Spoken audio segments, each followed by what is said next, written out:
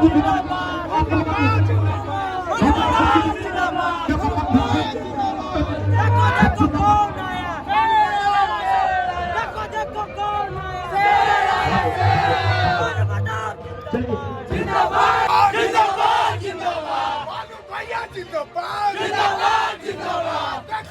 कौन आया,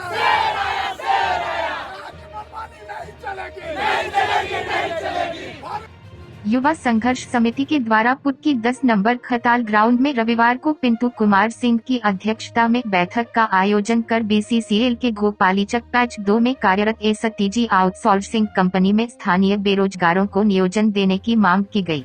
नियोजन नहीं देने पर चक्का जाम करने की बात की गई। बैठक में मुख्य अतिथि के रूप में पूर्व प्रखंड प्रमुख भानु प्रताप मौजूद हुए।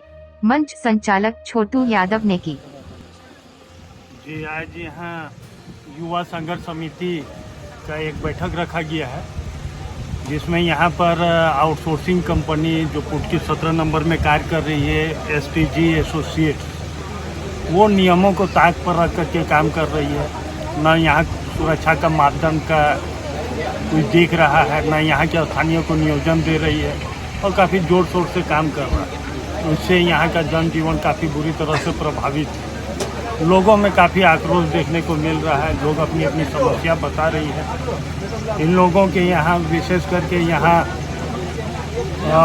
गौ समाज का कार्य करने के लिए यादव समाज के लोग रहते हैं, जो गाय भैंस वगैरह रखे हुए। बारिश का पानी जो इनके घरों के पास जोड़िया के रूप में गुजरता था, आउटसोर्सिंग के द्वारा यहाँ काम करने से वो भी गिरा देने से वह पानी का मार्ग भी जो है अब इनके घरों के पास से नहीं गुजर रहा है, जिसकी वजह से जानवरों को पीने का पानी, भैंसों को नहाने, जो भी इन लोग का दिनचर्या के लिए जो पानी की ज़रूरत थी वो भी बुरी तरह से प्रभावित हुआ। एक तरह से यहाँ के लोगों को जहाँ रोजगार आउटसोर्सिंग कंपनी में होना चाहिए था, मिलना चाहिए था, वो तो कंपनी अभी तक इन लोगों को रोजगार दी नहीं है। दूसरा जो इनका आजीविका का जो साधन पहले से था, उसको भी जो है ये लोग बुरी तरह से प्रभावित किए। इन्हीं समस्याओं को हमने सुना हुआ है और जल्द ही जो है कंपनी से इस विषय पर उनको वार्ता ही नहीं बल्कि चेतावनी देना चाहते हैं। ऐसा नहीं है कि कंपनी नहीं जान रही है कि उसका गलत ढंग से काम करने से इस क्षेत्र में क्या दुष्परिणाम लोग भुगत रहे। तो कंपनी को चेतावनी देना चाहते हैं कि जल्द ही यहाँ के युवा संघर्ष समिति के सदस्यों के साथ वार्ता करे, एक सकारात्मक वार्ता करे। इनका जो सुविधा पहले से था उस सुविधा को बहाल करते हुए इनका जान माल का सुरक्षा का पूरा रूपरेखा बताते हुए, देते हुए इनको कंपनी में नियोजन दे।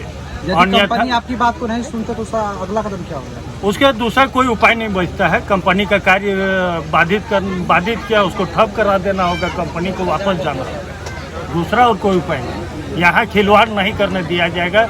लोगों के जनजीवन के साथ खिलवाड़ करने के लिए नहीं दिया जाएगा।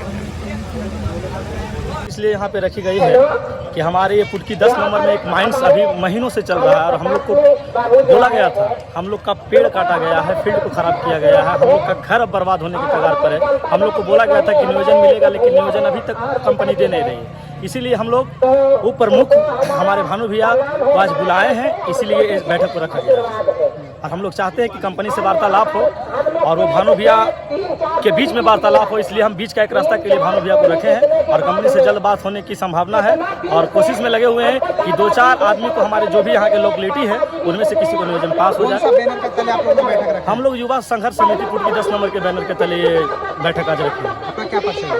हमारा नाम है प्रवीण कुमार पासवान और मैं इस बैनर में जो युवा संघर्ष समिति है इसका एक सदस्य का काम करता हूँ।